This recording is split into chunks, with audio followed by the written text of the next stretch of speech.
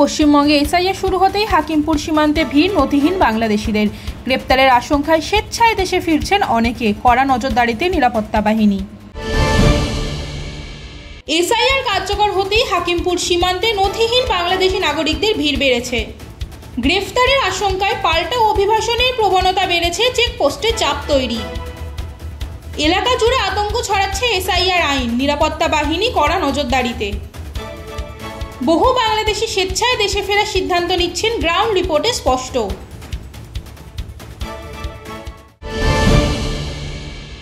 পশ্চিমবঙ্গে এসআইআর শুরু হতেই হাকিমপুর সীমান্তে ভিড় নথিহীন বাংলাদেশিদের।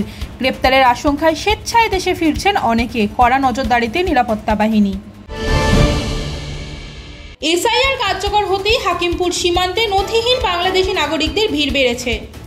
গ্রেফতারের আশঙ্কায় পাল্টা অভিবাসনের প্রবণতা বেড়েছে। চেকপোস্টে চাপ তৈরি।